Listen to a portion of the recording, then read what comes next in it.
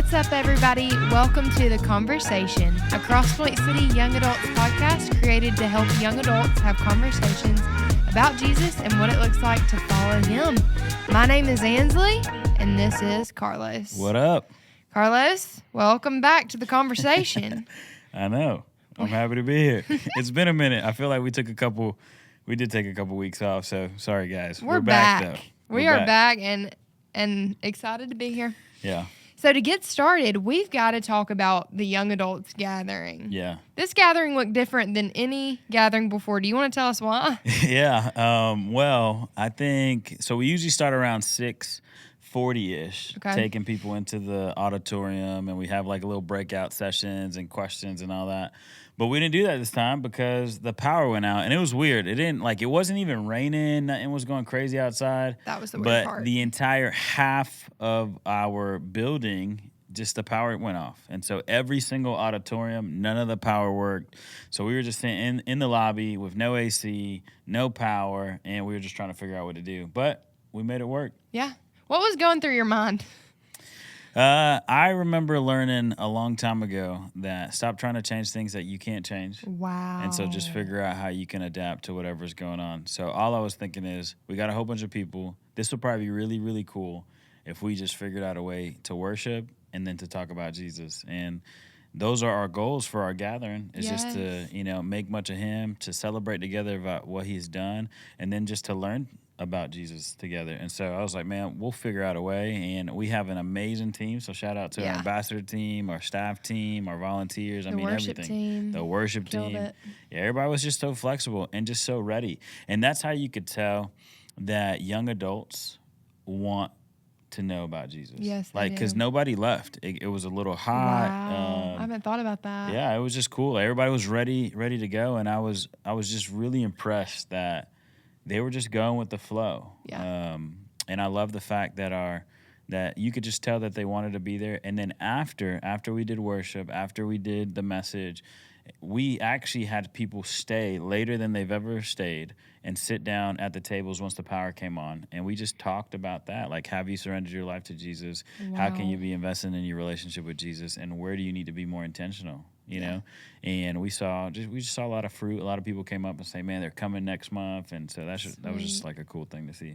God moved. Yeah. Despite all the craziness. Yeah. He was still there. Yeah. So what do you think? Like, I very much agree with you. It felt like people were very leaned in. Yeah. And everybody just had a spirit of eagerness. Everybody was excited to see what the Lord was going to do. It was beautiful. The worship was beautiful. I mean, the lights were off clearly, no air conditioning, all the doors open, and just hearing everybody's voices. Yeah. We had one guitar. Hearing everybody's voices was absolutely beautiful. Yeah.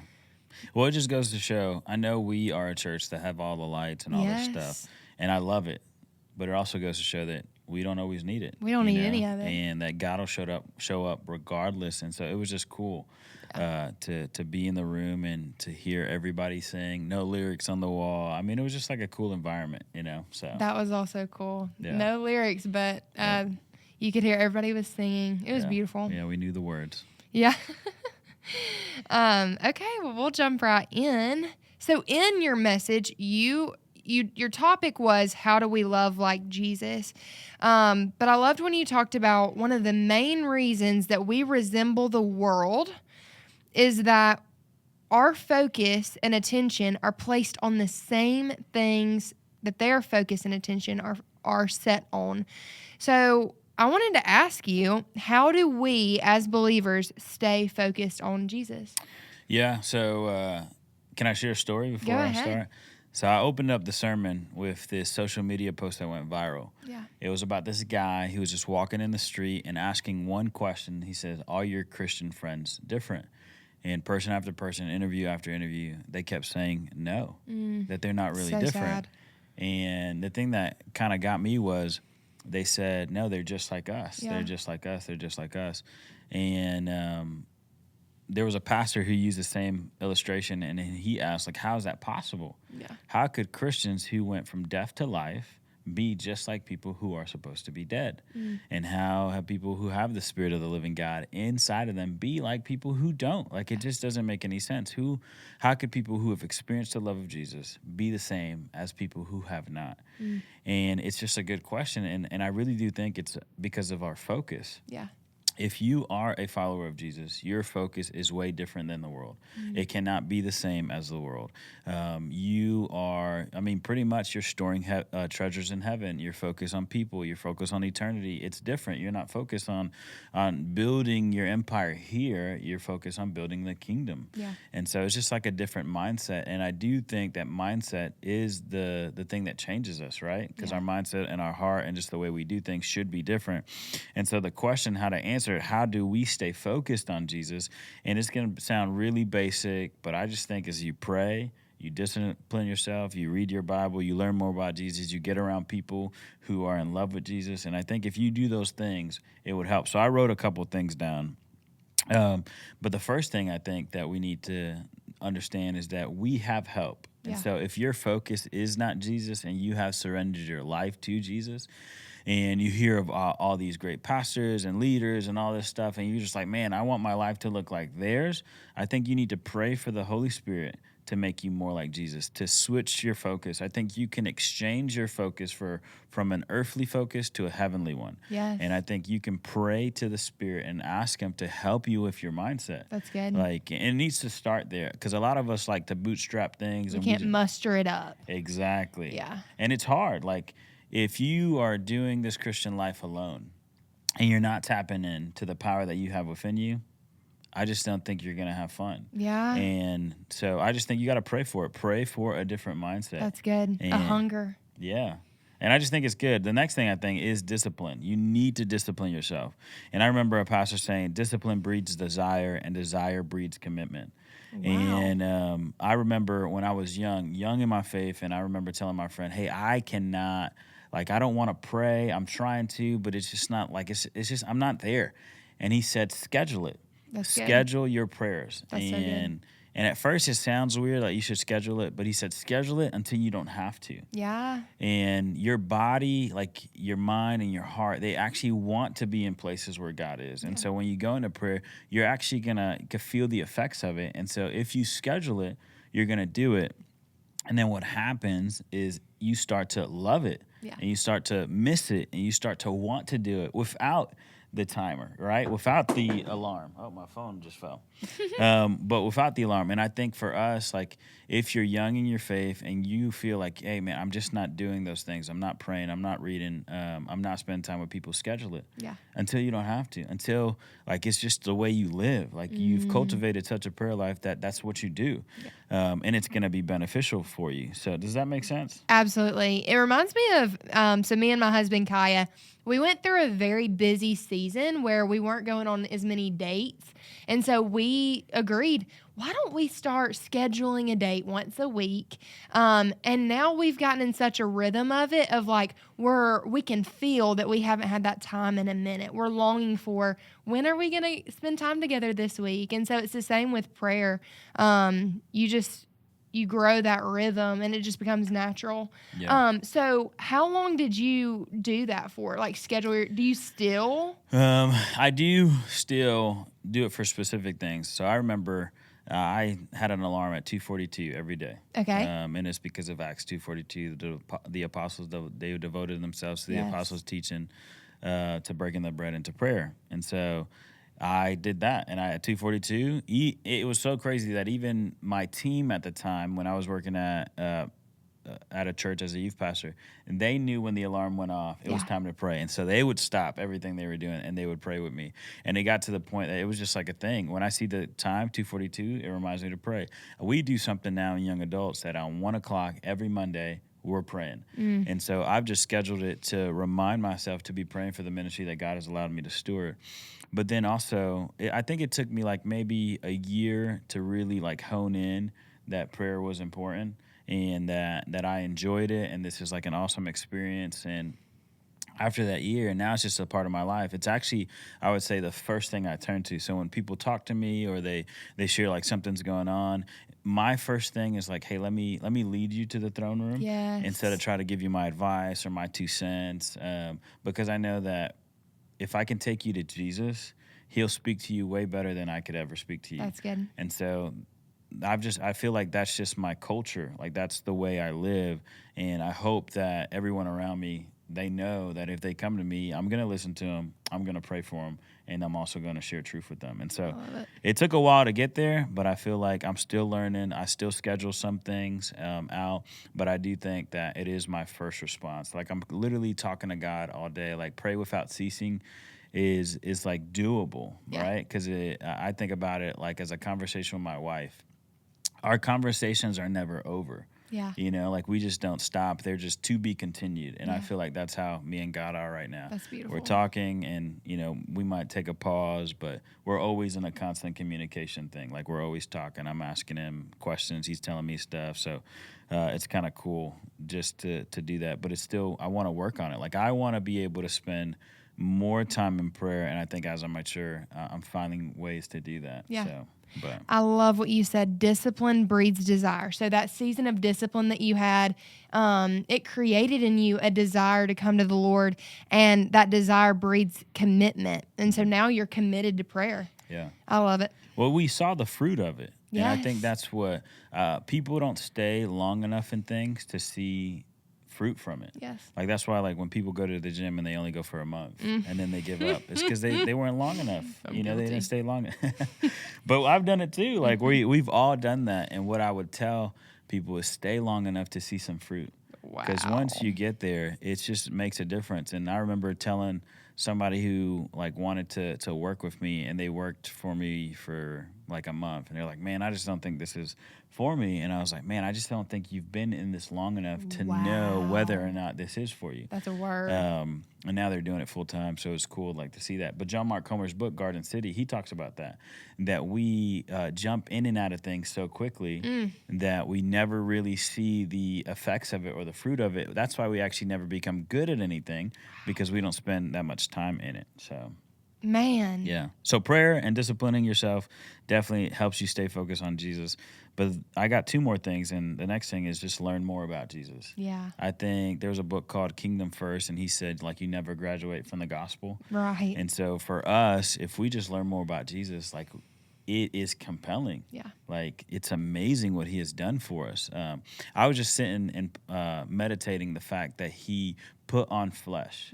Like, he gave up to his divine privileges Yes. so that he could be, took the form of a slave. And to me, that's just mind-blowing that, I want to spend time with Jesus because he's done so much to spend time with us. Yeah. And so I think the more you learn about Jesus, it's just going to set a fire under you to spend time with him, to stay focused on him, and then to really worry about that day that you're going to meet him, Yes. that you're going to see him face to face. And I don't think that happens apart from learning more about him, Yes. to focusing your life on that day that you will see him and that he's going to say, well done, good and faithful servant. And so I think learning about him, so reading your Bible and getting into environments that help you in your relationship with Jesus. Some of the environments we're in is not helping us focus on Jesus. Right. And so we got to get out of them. Yes. Like you got to say no to going to hang out late at night or watching the things that you watch. If it's not cultivating just a hunger and a desire for more of Jesus, it's probably not helping you out. And I'm not saying you can never go into those environments. I just think you might need to mature a little bit before you go back into them. Right. And so that might be a pause in your life where you just need to take a break, There had to, like for me, I'll give an example. I had to take a break from playing basketball. I think basketball was just my Achilles heel. I was very arrogant and prideful, and I would go and I'd be a different person. But then I took a pause from it, and then I went back to it, and I figured out this was my mission field, not my playground. And I might go to play and hang out, but basketball helps me stay connected kind of with the world. It allows me to see pretty much that people are lost and that people have put all their eggs in this basket, like sports and just being, this type of guy that they want to be. And to me, it just makes me, man, this is a place where I can really be a light in a Yeah. dark place. And I think just putting myself in environments so that I can go back into those environments and be a missionary, be a minister, be a disciple maker. When you have that shift in perspective. Yeah. That's good. And then the last thing, well, since we've been talking about environments, is get around people who love Jesus, right? I'll probably brag on you and Darian. Like we were just talking before the podcast, and it's just so cool to see y'all's heart for ministry and your heart for people. And being around people like you fire me up. They want me, like it excites me. It makes me take my job a little bit more serious. It makes me, see the importance of not just what I'm doing, but what we're doing collectively. Yes. And I think being around y'all is encouraging. And so just get around people who feel the love same way about Jesus. you. And I put these quotes down that I said in the gathering, and I just think it's really, like, it's just a good reminder. You become the average of the 5 people you spend the most time with. Wow. Show me your friends, and I'll show you your future. You can't soar with egos if you're hanging out with turkeys. I like that. Yeah, I thought I like that one too. So it's been simple. Just be around people who love Jesus. Yeah. And it will pour out onto you. Like it's contagious. Yeah. And so I don't know. I love it. And when I was young, I never loved playing basketball. But when I moved from New Jersey to Georgia, everybody in my neighborhood, that's what they played. Wow. And so me hanging out with them made me want to play basketball, made me want to get better at basketball. And that happens with you and Jesus. Like if you hang out with people who are in love with Jesus, it is contagious. It will, it'll just catch you on fire, man. And I think that's what you need to do. If your flame is low or you just feel like you're not getting into a good spot, go hang out with people who are on fire, and it's going to set you on fire. That's so good. Yeah. You got anything to say about that? Just that I'm grateful for my friends.